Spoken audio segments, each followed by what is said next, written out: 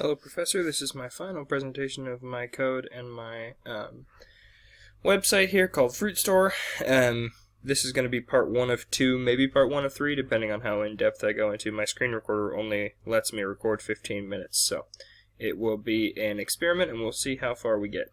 We'll start here with the login and register page. Just log in really quick as admin, and you can see it brings up the index page, and then we're going to go here. I'm starting with this video, just going through all of the things that I made, and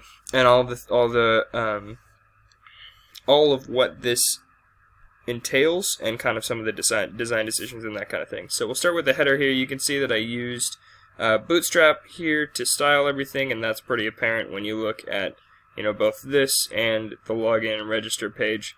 Everything just kind of has a similar look and feel, and it all just kind of fits together pretty well. So that's part of the reason I use Bootstrap, but it also is just makes styling things pretty easy. I did use some custom design, and we'll see some of that later in my presentation here. But log back in like that.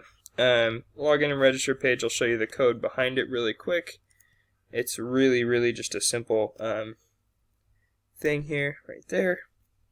So you've got the body here, you've got the container to hold all of the rows, and then there's just a row with a column in it, and then a column to set the spacing, and then another column. So you've got 3 columns in there. The first one holds this register form, which allows you to insert all this data excuse me, all the user data, and then register yourself. There's also the login form that has the username and password inputs. So we'll start with the handler for the registration. It's register handler over here. Give me a second to find it here. Register handler, there we go. And register handler, part of what made this a little bit different than all the rest is I'm actually not using, that's interesting, didn't use a call to the business level or the data level. It actually just prepares the statement right here. This is the register one, so it's a prepared statement. It's inserting it into the user table, and then setting a success message, and username is set to username, which is actually not what I ended up doing. I haven't registered a user in a while since I tested this at the beginning, but you'll see in the login handler that I ended up doing that differently. So we'll go up to the login handler now. Login handler, same deal. It's actually creating a database connection and then testing that connection, and then making sure that you put the username and the password in there, and then grabbing the username and password and doing the query here. Again, no business, no data level on this. It was prepared before. This was all done before, and I never went back and edited it to make sure that it was using the business and data levels. Those will be later. You'll see those in later handlers. But you can see, as I was saying, instead of setting username to the username, which I did on register handler, and initially when I designed this so that I could track the username and see who it was, I decided a better way to do that, and what was needed more was for me to set it to the user ID. So I'm actually looping through while result equals data.fetch array. If the user that has logged in is an admin, we're setting this session admin variable to true. If they're not, we're setting the admin variable to false, and that'll be used later as well, mostly to protect pages. So I would say something like, here I can just give you an example down here. We'll just go /if is set. Actually, I wouldn't even do is set. I would just do shell underscore session admin, and I would actually do this at the top of the page and would do a not there. So then set error message and then die, so that it would just protect the page. It wouldn't let you access the page. It would set the error message and then probably set the header to some location like login register, like that. And you'll see that code at the top of some of my pages, so that it protects the page, so that only admin users could use it.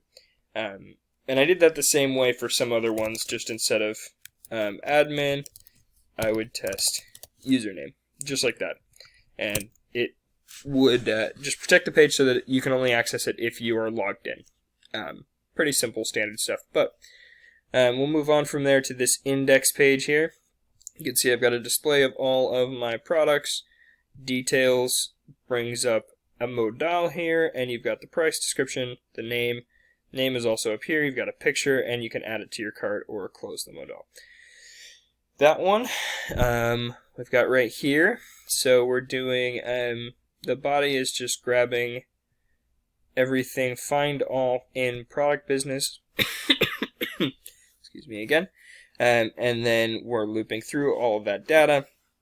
This right here, I actually set a new row variable, which is right here. Set it to true, and this was how I tracked how many were in a row. So we would display 3 times if new row, and then there's a count variable set right here.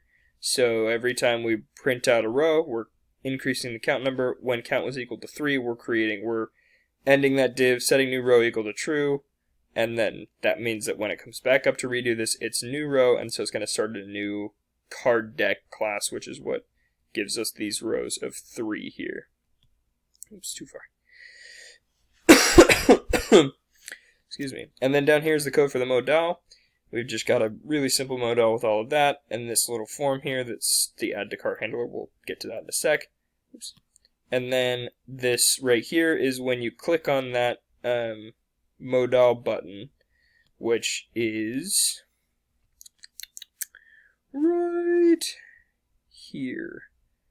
It has this class on it, which allows me to access it from jQuery, and it's also got all of these data dash attributes, which is what we're using down here. There's a couple other ways I could have done that instead of doing all this messy data dash attributes, because if I go into my code here, this looks really messy. It was the only way I could figure it out at the time, but you can see you've got the description actually saved as a data dash attribute, the quantity, the price, all of it is saved in there. The actual ID, the image location, all of it is actually saved on the button itself. Instead, down here, instead of getting it from the button, I could have gotten it from the form itself, so I could have, or from the, excuse me, from the documents itself, so I could have done something like, document dot find, and I could have just done, somehow found it in there. See, we could have gone by the right here, just could have added a new class or added a new ID to this P button. So maybe we just do ID equals what is this, description. So we could have found description information there, and maybe I could have attached an ID onto the end of it or something like that, and done it a little bit cleaner. But that's the way that I figured out how to do it, so we'll get rid of that here. And then, so yeah, that's the index there, and you can see that it displays this really nice 3 by 3 grid of products. So we're actually, so I'll launch the modal. Oh, I wanted to show you the business here. See what my time is at.